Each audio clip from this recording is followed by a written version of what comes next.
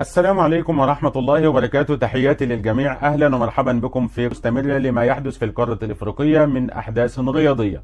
دوري أبطال إفريقيا، نتائج مباريات الإياب، الأندية المتأهلة إلى دور ال16 وهو دور المجموعات، من هم رؤوس المجموعات الأربعة الأعلى في التصنيف، أيضا ما هي المواجهات المتبقية وما هي حظوظ تأهل كل الأندية العربية في الجولات القادمة أو في المباريات المتبقية. فضلا وليس أمرا، ادعمنا بلايك للفيديو، شير واشتراك وفعل زر التنبيهات. منتظر من حضرتك تجاوبني في قسم التعليقات ما هو النادي الذي تشجعه من خلال الأندية المتأهلة إلى دور المجموعات، أو حتى لسه الأندية اللي لسه لها فرصة تتواجد، النادي اللي بتشجعه مين.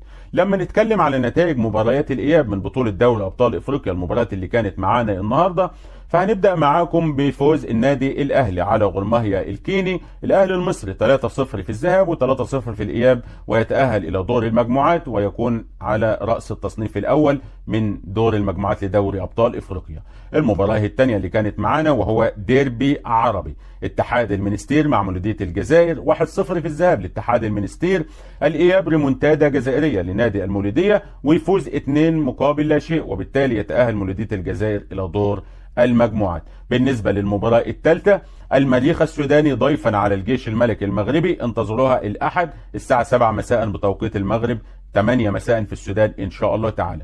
بالنسبة للمواجهة الرابعة، فكان نادي الرجاء الرياضي المغربي يستقبل سمارتكس الغاني، 2-2 في الذهاب و2-0 لصالح الرجاء الرياضي المغربي في الإياب، ويتأهل نادي الرجاء إلى دور المجموعات. بالنسبة للمباراة الخامسة، سجرادة هيستقبل غدا إنغو، وبالتالي مباراة الذهاب كان سجرادة خسران 1-0، فعليه أن يعوض بالريمونتادا في الإياب. ننتظر هذه المباراة إن شاء الله الأحد الساعة 5:30. يانج أفريكانز التنزاني بيفوز 6-0، وبيكرر فوزه على فريق CBE 1-0 في الذهاب و6-0 في الإياب، ويتأهل إلى دور المجموعات. نادي مازيمبي الكونغولي يفوز على ريد أروز الزامبي 2-1 و2-0 في الذهاب، وبالتالي يتأهل إلى دور المجموعات ويكون في التصنيف الأول مع الأهلي على رأس المجموعات المحتملة قبل إجراء القرعة. بالنسبة لنادي أورلاند بيرايتس الجنوب أفريقي، فاز 1-0 على نادي غوانينج جالاكسي، وكان فاز 2-0 في الذهاب، وبالتالي أورلاند الجنوب أفريقي يتأهل إلى دور المجموعات.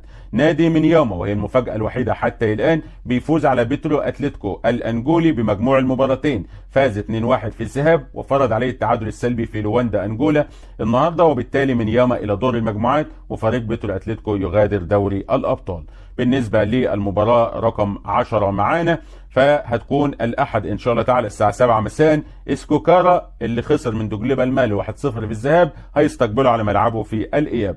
المباراة رقم 11، شباب بلوزداد الجزائري مع دوانس الغاني، 1-0 في الذهاب 1-0 في الإياب، ركلات ترجيح، الفريق الجزائري فاز بركلات الترجيح. بالنسبة للمباراة رقم 12، النادي بيراميدز المصري بيلاعب الجيش الرواندي، 1-1 في الذهاب وفاز في الإياب 3-1، ويتأهل بيراميدز إلى دور المجموعات. بالنسبة للمباراة رقم 13، صن داونز الجنوب أفريقي 4-0 في الذهاب و4-0 في الإياب، وبالتالي يتأهل إلى دور المجموعات على حساب سوالوز الغاني. بالنسبة للمباراة رقم 14، الهلال السوداني يستضيف سان بيدرو الإيفواري إن شاء الله تعالى الأحد الساعة 9 مساء بتوقيت السودان. انتظر هذه المواجهة، 2-2 في الذهاب، نادي الهلال لديه فرصة قوية انه يتغلب عليه في الإياب ويتأهل إلى دور المجموعات.